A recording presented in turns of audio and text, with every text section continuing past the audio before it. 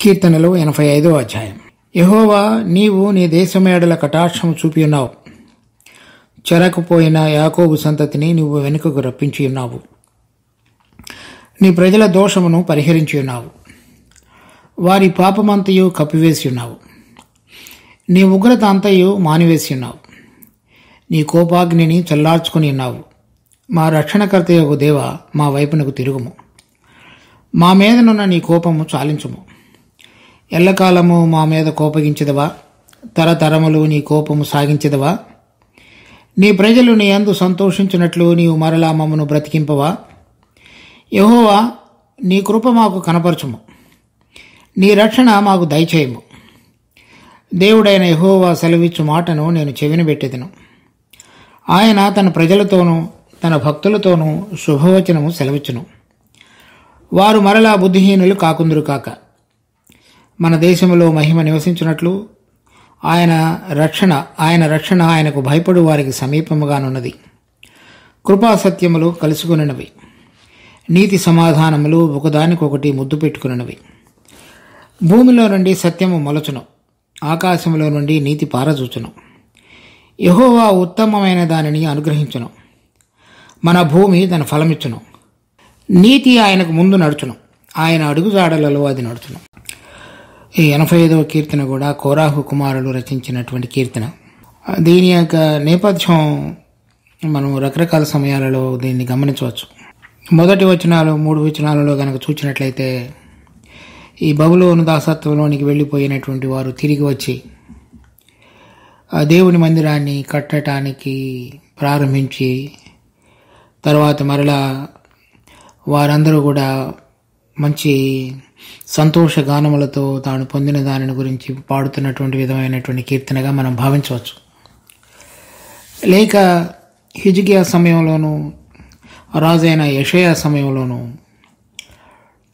వారు ఏ విధంగా అంతకు మునుపు జరిగినటువంటి విగ్రహారాధన, దాని ద్వారా వారి మీదకు వచ్చినటువంటి అనేకమైనటువంటి దేవుని యొక్క క్రమశిక్షణ క్రియలు, వాటన్నిటినీ పొందిన తరువాత తిరిగి లేక పొందక మునుపు ఏ విధంగా దేవుని సన్నిధిలో ప్రార్థించి మరలా నిజమైనటువంటి దేవుడిని వారు ఆరాధించగలిగేటువంటి విధంగా వారిని స్థిరపరిచి ఉన్నాడో దానిని కూడా మనం తీసుకుని చూడవచ్చు.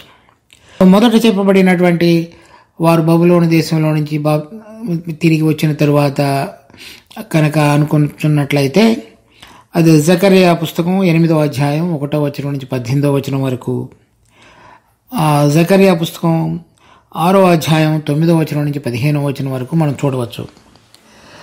లేక మనం యెషయా గ్రంథంలో కనుక లేక రాజు అయినటువంటి యెషయా సమయంలో కనుక చూసినట్లయితే 2వ దినవృత్తాంతాలు 34వ అధ్యాయం 34వ అధ్యాయంలోను, తర్వాత 2వ రాజులు 22, 23 అధ్యాయాల్లోనూ కూడా దీన్ని గురించినటువంటి గమనం మనం గమనించవచ్చు.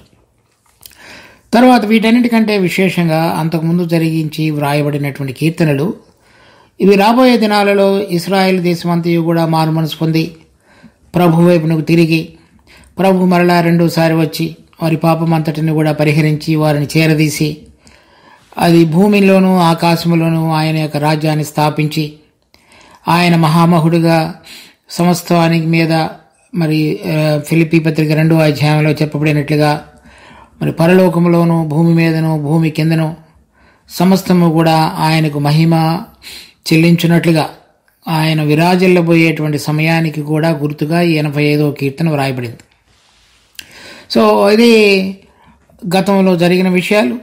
ఇశ్రాయేలు యొక్క దేశం ఏ విధంగా దేవుడి నుంచి దూరపడి ఇప్పుడు మరలా పశ్చాత్తాపంతో ప్రభు వైపు తిరుగుతూ 2వ రాజుల సమయాలలోనూ తర్వాత బబులోను యొక్క దాసత్వంలో నుంచి తిరిగి వచ్చినటువంటి సందర్భంలోనూ జరిగినవో, తర్వాత మరలా ప్రభు అయిన యేసుక్రీస్తు 2వ రాకడకు మునుపు ఇశ్రాయేల్ దేశం వారికి కలిగినటువంటి పరిస్థితులన్నిటిలో నుంచి కూడా పశ్చాత్తాపడి ప్రభు అయిన యేసుక్రీస్తునందు విశ్వాసం ఉంచి ఆయనను వారి హృదయాలలో ప్రభువుగా ప్రతిష్ఠించి ఆయనను స్వీకరించటానికి కుదుర్చుకునేటువంటి మరి స్థిరమైన హృదయానికి సంబంధించినటువంటి విధంగా కూడా దీన్ని మనం చూడవచ్చు. ఇప్పుడు కొన్ని విషయాలు ఈ అధ్యాయంలో ఈ కీర్తనలో రాయబడిన విషయాలు కొంతవరకు కొంతమేరకు కొన్ని విషయాలు ఆయా సందర్భాలలో జరిగినట్లుగా మనం గమనించినప్పటికీ సంపూర్ణంగా ఇక్కడ చెప్పబడినటువంటి అన్ని విషయాలు మన ప్రభు అయిన యేసుక్రీస్తు రెండవ రాకడలో వచ్చి ఇస్రాయేల్ దేశమంతయు కూడా పశ్చాత్తాపడి ఆయనతో సమాధానపడిన తర్వాత ఆయన వారిని స్వీకరించి తర్వాత భూమి మీద ఎటువంటి నీతి సమాధానములు కలిగినటువంటి దేవుని యొక్క 1000 సంవత్సరాల పరిపాలన భూమి మీద స్థాపించబోతున్నాడో ఆ సమయంలో సంభవించేటువంటి దేవుని యొక్క నీతియుక్తమైనటువంటి పాలనలోనే ఇక్కడ చెప్పబడినటువంటి విషయాలన్నీ కూడా నెరవేర్చబడేవిగా కూడా ఉన్నాయి. కనుక వీటన్నిటి యొక్క నేపథ్యంలో మనం ఈ విషయాలన్నింటినీ గమనించినప్పుడు ఇది ప్రవచన రూపంగాను రాబోయే దినాలలో ప్రభు అయిన యేసుక్రీస్తు వచ్చి మరి ఇశ్రాయేలు పక్షంగా జరిగించబోయే కార్యం, దానిలో ఇప్పుడు విశ్వాసులుగా ఉండి అన్యజాతులలో నుంచి అనేక మంది రకరకాలైన వారిని, ఆయా భాషలు, దేశములు, మరి జాతులు, వారందరినీ కూడా ఆయన పిలిచి ఏర్పరచుకుని ఒక సంఘంగా కట్టి వారందరిని ద్వారా దేవుడు ఒక అద్భుతమైన కార్యాన్ని రాబోయే దినాలలో జరిగించబోతుండగా దాని పరిణామాన్ని ఆకాశంలోనూ భూమిలోనూ మనం ఏ విధంగా చూడబోతున్నామో వాక్యంలో అది జరగబోతున్నదో దానిని గురించిన వివరణ కూడా ఈ కీర్తనలో వ్రాయబడినది. కనుక ఇశ్రాయేలీయులైన వారు ఆయా సందర్భాలలో ప్రభు వైపు తిరిగి ఏ విధంగా పశ్చాత్తాపడి ప్రభువుని వారి జీవితాలలో స్వీకరించున్నారో, లేక చివరి దినాలలో ప్రభు అయిన యేసుక్రీస్తు రెండవ రాకడకు మునుపు ఆయన రాకడకు మునుపు ఏ విధంగా దేశమంతయు కూడా పశ్చాత్తాపడి ప్రభువును రాజుగా అంగీకరించేటువంటి దినంగా జరగబోతున్నదో, ఆయన అంగీకరించబడిన తరువాత ఏ విధంగా వారి దేశంలో భూమి తన ఫలమను గ్రహించి సమస్తము కూడా ఆయనకు మహిమను ఆరోపించేదిగా చేయబడుతుందో అది ఇశ్రాయేలుల పక్షంగా నెరవేర్చబడేదిగా ఈ కీర్తనలో వ్రాయబడి ఉండగా, దానికి సంబంధించి దానికి ప్రతిరూపమైనటువంటి వేరే రకమైనటువంటి విధంగా విశ్వాసులకు కూడా ఏ విధంగా వర్తించుతున్నదో ఈ కీర్తన అంతటిలో కూడా చక్కగా పొందుపరచబడింది.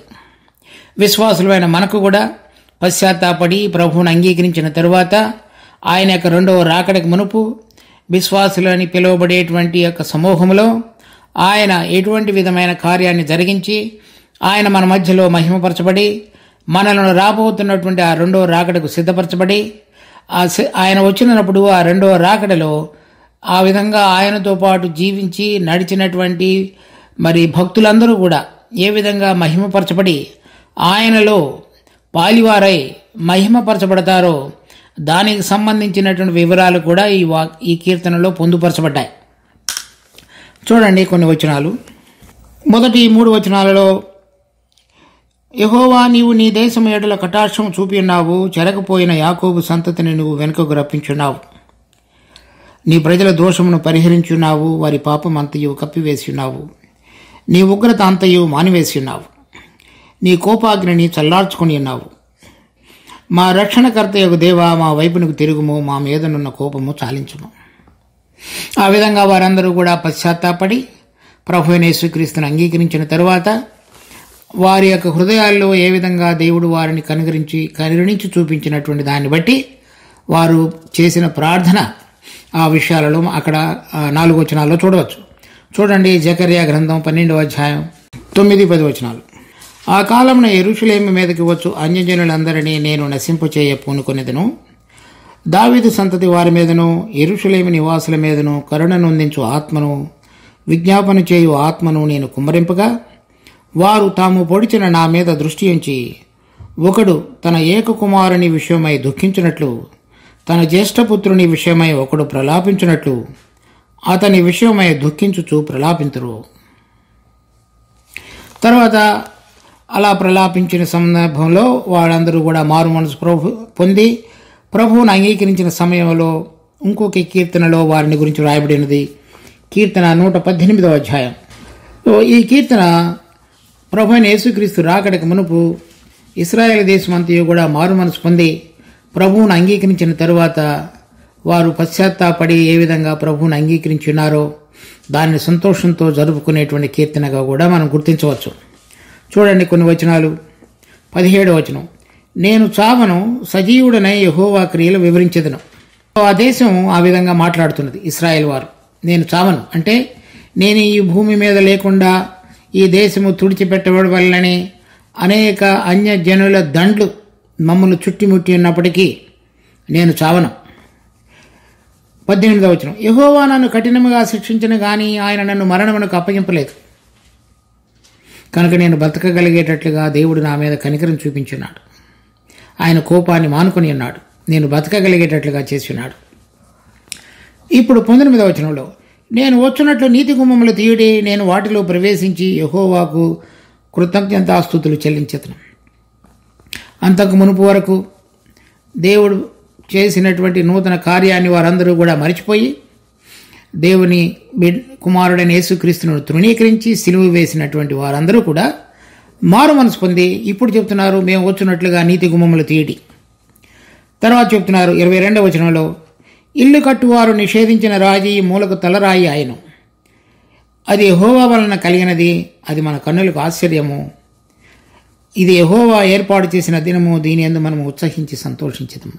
ఆ దేశమంతయు కూడా మారు మనసు పొంది, ఇలా మనం జకర్యా గ్రంథం 12వ అధ్యాయంలో చదివిన రీతిగా అప్పుడు వాళ్ళు గుర్తిస్తున్నారు, మనము ఇల్లు కట్టువారు నిషేధించిన రాయి మూలకు తలరాయి ఆయను, అది యెహోవా వలన కలిగినది, ఇది మన కన్నులకు ఆశ్చర్యము. అందులో వాళ్ళు చెప్తున్నారు,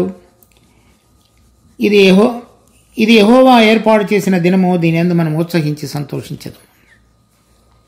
సో ఇక్కడ మనం 85వ కీర్తనలో చదివినటువంటి 4 వచనాలు, వారు ఆ విధంగా పశ్చాత్తాపడి ప్రభువుని అంగీకరించిన తరువాత వారు దేవుడు ఏ విధంగా వారిని కరుణించున్నాడో మాట్లాడుతున్నటువంటి విషయాలు. 85వ కీర్తన 5వ వచనంలో, ఎల్లకాలము మా మీద కోపగించదవా, తరతరములు నీ కోపము సాగించదవా. అది కూడా ఆ మొదటి 4 వచనాలతోటే మనం కలిపి చూడవచ్చు. వారందరూ కూడా పశ్చాత్తాప పడక మునుపు, వారందరూ కూడా ఆయన వైపు తిరగక మునుపు, తిరిగిన తరువాత పశ్చాత్తాప హృదయంతో ఎటువంటి విధంగా ప్రార్థించున్నారో ఆ వాక్యాలలో మనం దానిని గమనిస్తున్నాం. 6వ వచనం, నీ ప్రజలు నీ యందు సంతోషించినట్లు నీవు మమ్మను మరలా బ్రతికింపవా. అంటే ఆ ప్రార్థనలోనే ఇంకొక భాగంగా ఇందాక మనం 118వ అధ్యాయంలో చూచినట్లుగా ఆయన నన్ను మరణమునకు అప్పగింపలేదు, నేను సజీవుడనై ఆయనను కొనియాడదను. ఇక్కడ మనం చూస్తున్నాం, నీవు మమ్మను బ్రతికింపవా అంటే ఈ అనేకమైనటువంటి అన్యజాతి దండ్లందరూ కూడా మమ్మల్ని చుట్టుముట్టి మమ్మల్ని నాశనం చేయాలని చూస్తున్నటువంటి సందర్భంలో మమ్మల్ని విడిచిపెడతావా నీవు. 7వ వచనం, యెహోవా నీ కృప మాకు కనపరచుము, నీ రక్షణ మాకు దయచేయము. అప్పుడు కేవలము దేవుడైన యెహోవా మాత్రమే వారందరినీ రక్షించగలడు. అన్యజనుల యొక్క దండ్ల యొక్క ప్రభావం నుంచి ఈ దేశము మరలా బ్రతికి బయటపడాలి అంటే కేవలము మనుషుని యొక్క సహాయము వ్యర్థము. దేవుడు మాత్రమే వారిని రక్షించగలడు అనేటువంటి మనసులోనికి తిరిగిన తరువాత మిగిలినటువంటి శేష జనమైనటువంటి ఇశ్రాయేలు వారు ఏ విధంగా నీ కృప మాకు కనపరచుమో, నీ రక్షణ మాకు దయచేయమని ప్రార్థించేటువంటి వారుగా ఉన్నారు. ఆ సందర్భంలో 8వ వచనంలో, దేవుడైన యెహోవా సెలవిచ్చు మాటను నేను చెవిన పెట్టెదను, ఆయన తన ప్రజలతోనూ తన భక్తులతోనూ శుభవచనం సెలవిచ్చును, వారు మరలా బుద్ధిహీనులు కాకుందురు కాక. ఇప్పుడు వారందరి దేశమంతా కూడా మామూలుగా పాత నిబంధనలు చూస్తే ప్రత్యక్ష గుడారం బయట ప్రధాన యాజకుడు ప్రజలకు దేవునికి మధ్యవర్తిగా ఉండి వీరు చేస్తున్నటువంటి ప్రార్థనలన్నిటినీ కూడా యాజకుడు దేవుని సన్నిధిలో సమర్పించుట అనేటువంటిది యాజకత్వం. అక్కడ ఆ సందర్భంలో ఉన్నటువంటి యాజకుడు ఏం చెప్తున్నాడంటే, మీ ప్రార్థనలు ఏదైతే నువ్వు మా పక్షంగా మమ్మల్ని బతికించి మమ్మల్ని మరలా తిరిగి పునఃస్థాపించి మా ప్రార్థనలు ఆలకించేటువంటి విధంగా మేము మారు మనసు పొంది ఉండగా ఇప్పుడు మా చుట్టూ ఉన్నటువంటి అన్యజాతి యొక్క దండ్లన్నిటి యొక్క ప్రభావం నుంచి మాకు విడుదల కలుగు చేయము అని చేసేటువంటి ప్రార్థన యాజకుడు దేవుని సన్ముఖంలో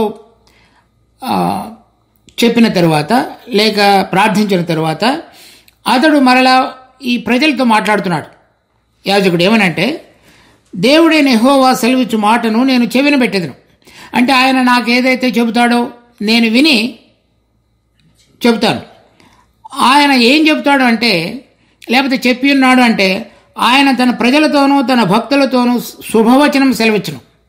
ఎందుకనగా ఇప్పుడు అంతకుముందు జరిగినటువంటి అనేక విషయాలు, ఇప్పుడు వారు నిస్సహాయ స్థితిలో పడి ఉన్నటువంటి స్థితి, ఎవరు వారి కొరకై సహాయం చేయటానికి పనికిరాని విధంగా వారి యొక్క స్థితిలో ఇరుకు స్థితిలో ఉండి ఉండగా ఆ యాజకుడు చెబుతున్నాడు, ఆయన తన ప్రజలతోనూ తన భక్తులతోనూ శుభవచనము సెలవిచ్చును. అనగా ఇప్పుడు మీరు మారు మనసు పొంది పశ్చాత్తాప హృదయంతో ప్రభు వైపు తిరిగి ఉన్నారు కనుక ఆయన మిమ్మల్ని విడిచిపెట్టగా మీకు శుభవచనాన్ని సెలవిస్తాడు. వారు మరలా బుద్ధిహీనులు కాకుందరుగాక. ఇప్పుడు ఈ విధంగా మారు మనసు పొందిన తరువాత మరలా తిరిగి వారు వెనక్కి వెళ్ళిపోకుండా ఉండాలనేటువంటిది కోరుకుంటున్నానని చెప్తున్నాడు. అది కూడా దేవుడు వాళ్ళతోటి తెలియజెప్తున్నాడు. తర్వాత 9వ వచనంలో, మన దేశంలో మహిమ నివసించినట్లు ఆయన రక్షణ ఆయనకు భయపడు వారికి సమీపముగా ఉన్నది. వారి దేశంలో చెప్తున్నాడు అనమాట యాజకుడికి. ఇప్పుడు వారు అటువంటి విధంగా పశ్చాత్తాపడి నా దగ్గరికి వచ్చి ఉన్నారు కనుక యాజకుడిగా నువ్వు వారి యొక్క విన్నపాలను నా సన్నిధికి తీసుకుని చూడగా వారికి నేను ఇచ్చేటువంటి శుభవచనం ఏమిటి అంటే, వారి దేశంలో మహిమ నివసించినట్లు ఆయన రక్షణ ఆయనకు భయపడు వారికి సమీపముగా ఉన్నది. అంటే ఇప్పుడు అంతకు మునుపు గడిచినటువంటి అనేక సంవత్సరాల కంటే ఇప్పుడు వారిని నేను ఏర్పరచుకున్న తరువాత ఈ 4000 సంవత్సరాల్లో, అంటే అబ్రహాం నుంచి ప్రభు అయిన యేసుక్రీస్తుకు 2000, క్రీస్తు శకం ఇప్పుడు 2000 సంవత్సరాలు తర్వాత ఇప్పుడు ఎప్పుడైతే ప్రభు రాబోతున్నాడో కొన్ని సంవత్సరాలలో రాబోతున్నాడని అనేక సూచనల ద్వారా మనం అనుకుని చుండగా ఈ సంవత్సరాలన్నిటిలో కనుక గమనించినట్లయితే వారికి రక్షణ సమీపముగా ఉన్నది. ఇప్పుడు ఆ మహిమ అనేటువంటి దాని యొక్క నిర్వచనాన్ని మనం ఇక్కడ చూడగలం. యోహాను సువార్త 1వ అధ్యాయం 14వ వచనం, ఆ వాక్యం శరీరధారి అయి కృపాసత్య సంపూర్ణుడిగా మన మధ్య నివసించిన తండ్రి వలన కలిగిన అద్వితీయ కుమారుని మహిమ వలె మనము ఆయన మహిమను కనుగొంటిమి. ఆది యందు వాక్యముండెను, వాక్యము దేవుని యొద్ద ఉండెను, వాక్యము దేవుడై ఉండెను. ఆ వాక్యము శరీరధారి అయి కృపాసత్య సంపూర్ణుడిగా మన మధ్య నివసించను. మనము ఆయన మహిమను కనుగొంటిమి. కనుక చూడండి, వాక్యము శరీరధారిగా మన మధ్య నివసించుట, ఆ వాక్యము శరీరధారిగా ఎలా నివసించాడంటే కృపాసత్య సంపూర్ణుడిగా మన మధ్య నివసించడం. తండ్రి వలన కలిగిన అద్వితీయ కుమారుని మహిమ వలె మనము ఆయన మహిమను కనుగొంటిమి. ఏ విధంగా దేవుని మహిమను మనం కనుగొన్నాం? ఆ వాక్యము శరీరధారి అయి మన మధ్యలో కృపాసత్య సంపూర్ణుడిగా నివసించుటలో దేవుని యొక్క మహిమను మనము కనుగొనగలిగి ఉన్నాం. ఇక్కడ మనం చూస్తున్నది ఏంటి? మన దేశంలో మహిమ నివసించినట్లు, అనగా రక్షణ పొందినటువంటి, మారు మనసు పొంది రక్షణ పొంది ప్రభు అయిన యేసుక్రీస్తుని అంగీకరించినటువంటి ఇశ్రాయేలు దేశంలో కృపాసత్య సంపూర్ణుడు అంటే దేవుని యొక్క మహిమను ధరించుకుని వాడు వారి మధ్యలో నివసించగలిగినట్లుగా వారి దేశంలో మన దేశంలో మహిమ నివసించినట్లుగా ఆయన రక్షణ మనకు భయపడు వారందరికీ సమీపంగా ఉన్నది. అంటే రాబోయే దినాలలో ప్రభు అయిన యేసుక్రీస్తు వచ్చినప్పుడు ఆయన దేవుని యొక్క మహిమను కలిగిన వాడుగా, చూడండి హెబ్రీ పత్రిక 1వ అధ్యాయం 3వ వచనం, ఆయన దేవుని మహిమ యొక్క తేజస్సును ఆయన తత్వం యొక్క మూర్తిమంతమునై ఉండి తన మహత్తు గల మాట చేత సమస్తమును నిర్వహించుచు పాపముల విషయంలో శుద్ధీకరణం తానే చేసి దేవదూతల కంటే ఎంత శ్రేష్టమైన నామము పొందినో వారి కంటే అంత శ్రేష్ఠుడై ఉన్నత లోకమందు మహామహుడకు దేవుని కుడి పార్శ్వమున కూర్చుండెను. దేవుని మహిమ యొక్క తేజస్సు ఆయన తత్వం యొక్క మూర్తిమంతమునై ఉన్నాడు.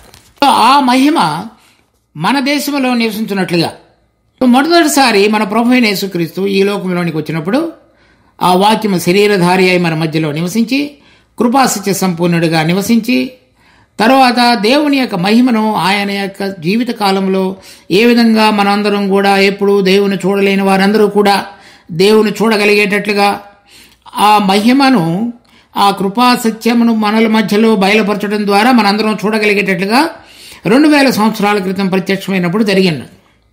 కానీ ఆ సమయంలో ఇశ్రాయేలు వారందరూ కూడా తృణీకరించారు. వారు తృణీకరించడం ద్వారా ఆ 2000 సంవత్సరాల క్రితంలో ఆ మహిమ మన మధ్యలో నివసించినట్లుగా ఎవరెవరైతే ప్రభు అయిన యేసుక్రీస్తు కృపా సత్య సంపూర్ణుడిగా మన మధ్యలో నివసించడం ద్వారా ఆయనను బట్టి మనం కృపను వెంబడి కృపను పొందగలిగేటట్లుగా అన్యజాతి బిడ్డలమైనటువంటి మనందరం కూడా, పాపులముగా ఉన్న మనందరం కూడా, దేవుని ఎరగని వారంగా ఉన్న మనందరం కూడా మనం నిజమైనటువంటి హృదయంతో యథార్థమైన మనసుతో పశ్చాత్తాపడి ఆయనను అంగీకరించడం ద్వారా ఆ కృపను బట్టి మన పాపములన్నీ కూడా క్షమించబడి ఆ సత్యము మన జీవితంలో జీవించుటకు మన యొక్క చనిపోయి ఉన్నటువంటి ఆత్మను ఆయన వెలిగింపజేసి ఉన్నాడు. ఆ విధంగా ఆ పని జరిగించడం ద్వారా దేవుని యొక్క మహిమ విశ్వాసులు అని పిలువబడేటువంటి వారి వ్యక్తిగత హృదయాలలోనూ, తర్వాత సామూహికంగా మనం కూడి వచ్చినటువంటి సంఘము అని పిలువబడేటువంటి స్థలములలోనూ వారి మధ్యను ఆయన మహిమ మన మధ్యలో నివసించున్నట్లుగా ఆయన మనందరి మధ్యలోనికి 2000 సంవత్సరాల క్రితం వచ్చి ఉన్నాడు మొదటిసారి.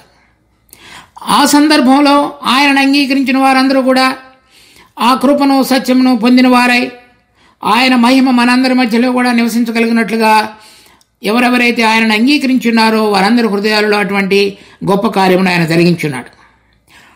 వారు ఆ సమయంలో కూడా ప్రభు అయిన యేసుక్రీస్తు వారికి సువార్త ప్రకటించినప్పటికీ వారు ఆయనను అంగీకరించలేదు కనుక రాబోయే దినాలలో ప్రభు అయిన యేసుక్రీస్తు వచ్చినప్పుడు వారి మధ్యలో ఆ కార్యము జరగబోయేదిగా ఉన్నది.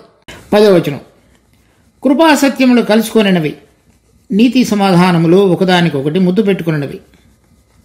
ఈ కృపాసత్యములు కలుసుకొనినవి, నీతి సమాధానములు ఒకదానికొకటి ముద్దు పెట్టుకున్నవి. చూడండి, ఆ కృపాసత్య సంపూర్ణుడిగా మన మధ్యలో నివసించినటువంటి ప్రభు అయిన యేసుక్రీస్తు 2000 సంవత్సరాల క్రితం దేవుని యొక్క కృప అనగా అయోగ్యులమైనటువంటి మనందరం కూడా ఆ పాపం అనేటువంటి మొదటి మనుషుడైన ఆదాము చేసినటువంటి క్రియను బట్టి అవిధేయత వలన దేవునికి మనకి మధ్యలో వచ్చినటువంటి ఆ దూరాన్ని, లేక ఆ పాపము వలన వచ్చినటువంటి మరణాన్ని మనం ఎవరూ కూడా జయించలేనటువంటి స్థితిలో ఉన్నటువంటి సందర్భంలో స్వయంగా దేవుడు తన కుమారుడైన యేసుక్రీస్తుని పంపి తన యొక్క కృపను మనందరి పక్షంగా వెల్లడిపరిచున్నాడు. చూడండి, యోహాను సువార్త 3వ అధ్యాయం 16వ వచనం, దేవుడు లోకమును ఎంతో ప్రేమించును, కాగా తన అద్వితీయ కుమారునిగా పుట్టిన వాని యందు విశ్వాసముంచు ప్రతివాడు నశింపక నిత్యజీవము పొందినట్లు ఆయనను అనుగ్రహించును. తర్వాత రోమాపత్రిక 5వ అధ్యాయం 15వ వచనం, అయితే అపరాధము కలిగినట్లు కృపావరము కలుగలేదు. ఎట్లనగా ఒకని అపరాధము వలన అనేకులు చనిపోయిన ఎడల మరి ఎక్కువగా దేవుని కృపయు యేసుక్రీస్తును ఒక మనుషుని కృపచేతనైన దానమును అనేకులకు విస్తరించరు. 16వ వచనం, మరియు పాపము చేసిన ఒకని వలన శిక్షావిధి కలిగినట్లు ఆ దానము కలగలేదు. ఏలయనగా తీర్పు ఒక అపరాధ మూలముగా వచ్చినదై శిక్షావిధికి కారణమాయను.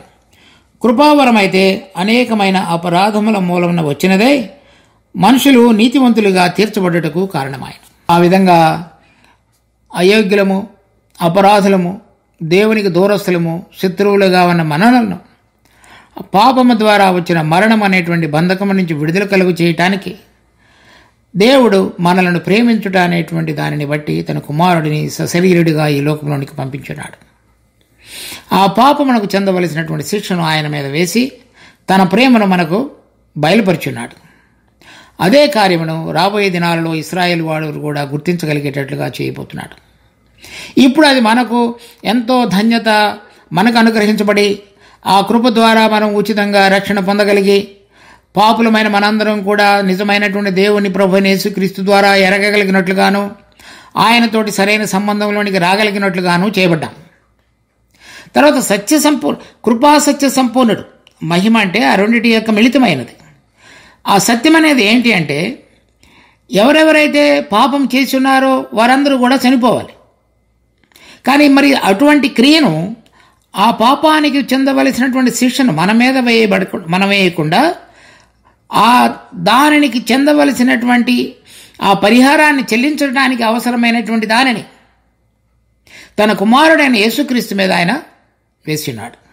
ఒక పక్షంగా దేవుని యొక్క ప్రేమను చూపించాడు, రెండో పక్షంగా పాపి అయిన ప్రతి మనుషుడు చనిపోవాలి కాబట్టి ఆ పాపానికి చెందవలసిన శిక్షను మనకు బదులుగా తన కుమారుడి మీద వేసినాడు. ఆ విధంగా దేవుని యొక్క ప్రేమను, దేవుని యొక్క తీర్పు రెండూ కూడా కృపాసత్య సంపూర్ణుడిగా, శరీరుడిగా పాప శరీరాకారమును ధరించుకొని మన కొరకై ఈ లోకానికి వచ్చి చనిపోయినటువంటి యేసుక్రీస్తునందు అది నెరవేర్చబడింది.